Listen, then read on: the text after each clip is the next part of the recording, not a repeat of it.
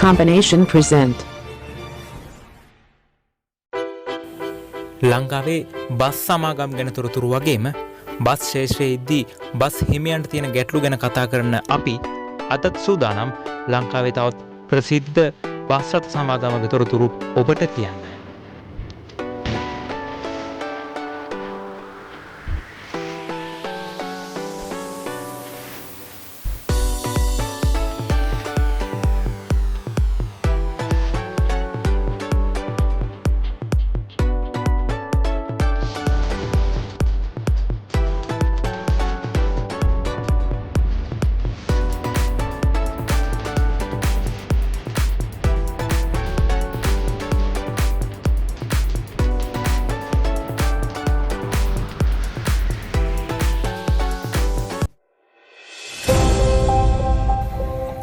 ඉතින් අද අපි කතා කරන්න යන්නේ දශක දෙකකට ආසන්න කාලයක් මගේ ශේෂ්ත්‍රයේ ඉන්න සමාධි එක්ස්ප්‍රස් ගැන. ඉතින් සමාධි එක්ස්ප්‍රස් ගැන ඔබට කියන්න අපිත් එක්ක දුරකථනයෙන් සම්බන්ධ වුණා එහි හිමිකරු රොෂාන් ගාල්ලගේ මහතා. සමාධි එක්ස්ප්‍රස් ගැන පොඩි හැඳින්වීමක් කළොත්? පටන් ගත්ත නම් දැනට අවුරුදු 3කට උඩදී. එතකොට නම ඉස්සෙල්ලා නම නම් දැන් නම සමාධි එක්ස්ප්‍රස් වල ඉස්සෙල්ලා ගවේෂී ටුවර්ස් කියලා තිබුණේ. ඔය මගේ පුතාගේ නම තමයි සමාධි කියන්නේ. එයා ඉපදුනාට පස්සේ තමයි නම වෙනස් වුනේ. ඒක තමයි දැන් අවුරුදු 20ක් විතරම යන්නේ. එතකොට මගේ නම රොෂාන් ගාල්ල. සමාධි එක්ස්ප්‍රස් ප්‍රවාහන ශේෂ්ත්‍රයට අවතීර්ණ වන මාර්ගය මොකක්ද? මුල්ම පොළොන්නරුව කොළඹ. ඒසි තමයි කිව්වේ. මේ වෙද්දි ධාවනය කරන වෙනත් මාර්ග මොනවද? නම දැනට දුවනවා කොළඹ පාර, කොළඹ පොළොන්නරුව, කුරුණෑගල පොළොන්නරුව, මාතලේ පොළොන්නරුව, මඩකලපුව පොළොන්නරුව. දුවන දැන් ධාවනය කරනවා මගේ. මේ වෙද්දි සමාධි සතුව බස් රථ කීයක් තියෙනවද? දැනට 5ක් තියෙනවා. දැන් ඔබතුමා දශක දෙකකට ආසන්න කාලයක් මේ මගී ශේෂ්ත්‍රයේ ඉන්නවා. ඇත්තටම මගී ශේෂ්ත්‍රයේ මගී ප්‍රවාහන ශේෂ්ත්‍රයෙන් ලාභ ලබන්න පුළුවන්ද? ඇත්තටම පුළුවන්. ඇත්තටම පුළුවන්. මොකද හේතුව දැන් මුල් කාලේ නම් අපි ඇත්තම හැම දේවල්ම ගෙවල් දොරවල් ඇතුලේ ළමයින් දෙගොල්ලෝ හැම දේම කරන්නේ බස් වලින්. ඇත්තටම. දැන් නම් ඉතින් ටුක්ටක් වැටිලා තියෙන්නේ. දැන් වැටිලා කියන්නේ දැන් මේ දැන් ඔය අපේ විදුරු කොන්දොස්තරලත් එක්ක ටිකක් අමාරුයි මේ වැඩේ කරන්න. මොකද හේතුව මේ මිනිස්සු දැන් අර මුල් කාලේ වගේ නෙමෙයි දැන් ඒගොල්ලන්ට විදන් වෙයි. විදන් වැඩි කියන කොටක්ම අය අර එක දේවල් වලට ඇත්තේ වෙලා ඉන්නේ. ඒ නිසා ඒවට බස් එකේ තමයි ඒ මුදල් හොයාගන්නේ මේගොල්ලෝ. දවසට 3-4000 වියදම් කරනවා බස් එකේ. ඉතින් ඒ නිසා අපේ ආදායම් පැත්ත දැන් ගොඩක් දුරට වැඩිලා තියෙනවා.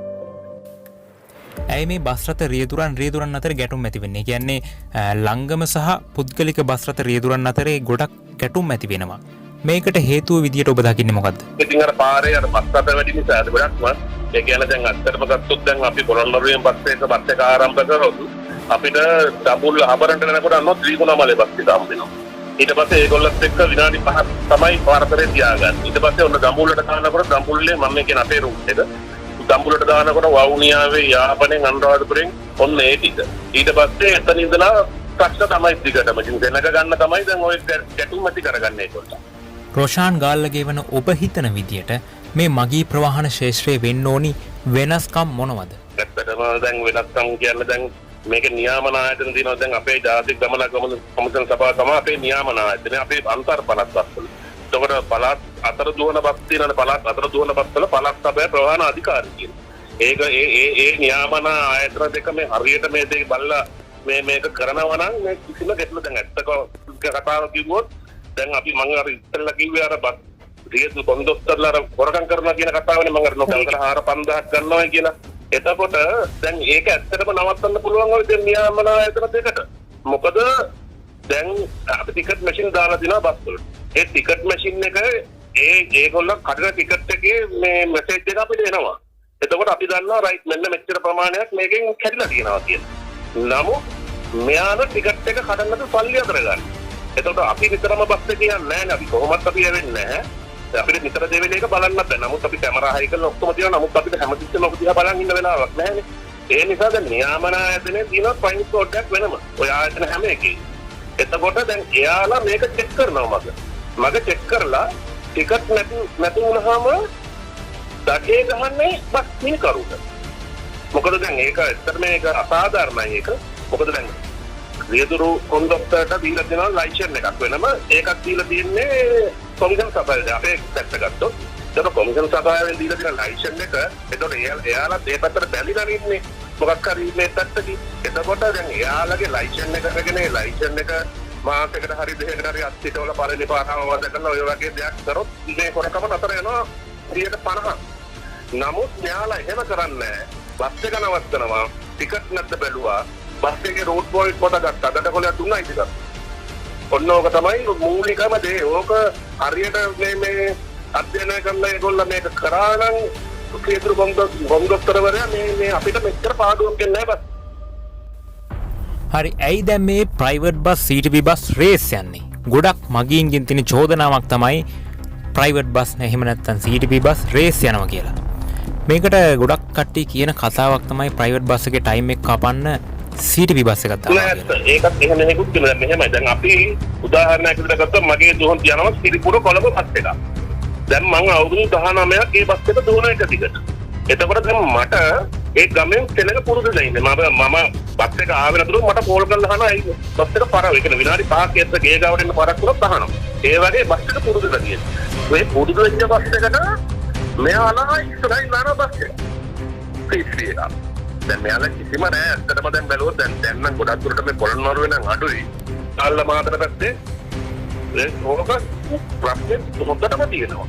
CTB එකත් එයාලා පුරුදු කරගන්නවා ප්‍රයිවට් එක පුරුදු කරනවා පුරුදු කරපු ගමන් විනාඩි 10ක් 15ක් ඉස්සරහින් කොහෙන් හරි ඇවිල්ලා දානවා යාර බස් එකට ඉස්සරහින්. ඔන්න ඕක තමයි මේ CTB එකයි ප්‍රයිවට් එකයි කියන ගැටලුව. එකම ගැටලුව. තවත් මේක අසාධාරණ වර්ග කිරිල්ලක් තියෙනවා. දැන් අපි ගත්තොත් බංගලාදේශය පාකිස්තානය වගේ රටක් ගත්තොත් ඒ රටවල් වල කොටස් කරලා තියෙන දෙකයි. සාමාන්‍ය ගාස්තු සහ සුපභෝගී AC non AC. හැබැයි ලංකාවේ ගත්තොත් සාමාන්‍ය ගාස්තු අර්ධ සුපභෝගී සහ අධි සුපභෝගී මේ විදිහට කාණ්ඩ 4ක් තියෙනවා. මොකද්ද මේ අසාධාරණ වර්ග?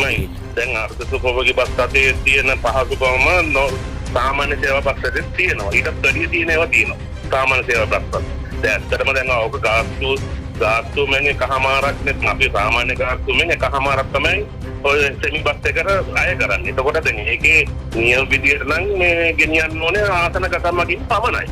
නමුත් දැන් ඔය ආසනගත මගින් ගෙනියන බස් රට ඔය ඉන්නවා බස් එක 50ට තියෙන කම්පැනි කාර්යය කියන්නේ. අපේ හිතවත් මිනිස්සු තමයි නම් යාහා කරු දෙන්නේ බස් බදු දීලා තියෙන්නේ. එයාලා රියදුරු කොන්දස්තරට බස් බදු දීලා. එතකොට ඒ බදු දීපු බස්ස ගෙවා ගන්නයි එයාලගේ තියෙන අනම්මනම් ටික ඔය අවශ්‍යතල මං කියන විදිහට වේදමයි පව කරගන්න මෙයාලා ආසනගත මගින් නෙමෙයි හිටගෙන පොල් පටවල වගේ බස් වල අරගෙන යනවා. ඇත්තටම ප්‍රහාණම් ගෙනියන්නේ. දැන් එහෙම වුණාම කොමිෂන් සභාවෙන් පොලිසියෙන් දඩපවා දෙනවා. නමුත් ඉතින් කොහොම හරි ඔය මකට අර එහෙම මේව කර කෝල් කර හා කොහෙද ඉන්නේ මේගොල්ලෝ ඉන්නේ කොහෙද? පොලිසිය ඉන්නේ කොහෙද? ඒ ඔක්කොම මෙයාලා කොහොම හරි බස් එක උරෝගනම යනවා. ඉතින් අරන් ගිහලා අර විදියට ගාස්තු අය කරලා මේ කිසිම මේකක් නැහැ. නෝමල් එකයි මේ සෙමි බස් එකයි අතර කිසිම මේ වෙනසක් නැහැ. දෙකම එකයි බලන් ගියාම. පාරට ගියොත් බලා ගන්න පුළුවන් දෙකම එක විදියට තමයි පාරේ ගාවනේ. මොන දැන් මාසෙකට විතර කලින් ඉන්ධන මිලත් ඉහළ ගියා. එතකොට මේ එකම බස් ගාස්තුත් ඉහළ යයිද ඒ හරහා ජනතාව තව තවත් අපහසුතාවයට පත් වෙනවා. බස් ගාස්තු දැන් කියන්නේ මෙහෙමයි. ඇත්තටම දැන් අපි දුහන්නේ පාඩුවට. දැන් අපි ගෙනියන්නේ සෙමි විදියටමනේ. දැන් සෙමි බස් ගාස්තුව මම ඉස්සෙල්ලා කිව්වා වගේ ගාස්තුවෙන් එකමාරක්. දැන් අපේ 100 නම් එයාලා 150. එතකොට එයාලත් දැනට ගෙනියන්නේ ආසනගත මගින් විතරයි. දැන් අපි නෝමල් වෙලා අපිත් දැන් ආසන මේ කොරෝනා තත්ත්වෙත් එක මම මේ කියන්නේ ආසනගත මගින් පමණයි. එතකොට දෙකම එක. නමුත් අරගොල්ල අපිට වැඩි 100 අපි 100ක් කරනකොට එයාලා 150ක් වැඩියෙන් ගන්න 150. එතකොට ඇත්තට මේක අසාධාරණයි. අපි දැන් මේ ආයතන මේ අමාත්‍යාංශයේ අමතුමාලගෙන් ඔය කීපවතා මිල්ලුවා අපිට මේ ගාස්තුව ආසනගත මගින් ගෙනියනවා නම් අපිට සෙනි ගාස්තුව ලබා දෙන්න කියලා. නමුත් ඇත්තටම 120ක් අපිට වැඩි කරා පහුගිය කාලේ. නමුත් ඒ 120 වැඩි කරාට අපිට කිසිම වාසියක් නැහැ. අපි හැමදාම දැන් මේ වෙනකොට බොහොම අමාරුවෙන් තමයි ව්‍යාපාරය කරන්නේ. දැන් නම් කොහොමද මාස දෙකක් විතර පස්සට ධාවනය කරන්නේ නැහැ. නමුත් ඉදිරියේදී ධාවනය කරන පටන් ගත්තට පස්සෙත් මම නම් හිතන්නේ නැහැ මේක මේ යථා තත්ත්වයට පත් වෙයි කියලා තව මාස 6ක්වත් යනකම්. අපි පොඩ්ඩක් අවුරුදු 10ක 15කට වගේ අතීතයකට ගියොත් ඒ කාලේ ලංකාවට ගෙන්නවුවේ එංගලන්තෙන් එහෙම නැත්නම් ජපානයෙන් එහෙමත් නැත්නම් වේරහැර හදපු ලංකාවේ බස්. ඒවා ඇත්තටම සුව පහසුවක් තිබ්බ බස්. හැබැයි මේ වෙද්දි ලංකාවේ ඉන්දියාවේ කොලනියක් වෙලා තනිකරම තියෙන ඉන්දියාවේ බස්. අපි තව තවත් ප්‍රවාහන ශේෂ්ත්‍රයෙන් තව තවත් ඉදිරියට ඇවිල්ලාද එහෙම නැත්නම් අපි ආපස්සට ඇවිල්ලාද? ඒක මෙහෙමයි. දැන් ඉන්දියන් ජපාන් වාහනේ ඇත්තම විදි කතාව දැන් අපි ඉස්සෙල්ලා මම මුල්ම කිව්වේ AC මන් දිව්වේ කියලා AC බස් අපේ ජපාන් බස් තමයි ධාවනය කරේ. නමුත් ඒ වගේ ස්පෙයාර් ගණන් වැඩි.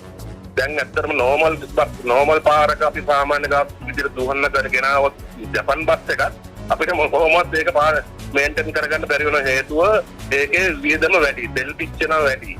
එතකොට හැමදේම හැම අතින්ම එක වැඩි. නමුත් ඉන්දියන් බස් රටේ තියෙන ටාටාලේ දැන් ඇත්තටම ලංකාවට ඒක හුරු වෙලා තියෙන්නේ. සාමාන්‍යයෙන් ඕන තැනක ඕනම ගරාජ් එකක උනත් අවශ්‍ය කරන කෑල්ලක් ගන්න එහෙම තියෙනවා. හදන ඕන තරම් හැමතැනම හැම දිස්ත්‍රික්කෙම 10 15 බාස්ලා ඉන්නවා.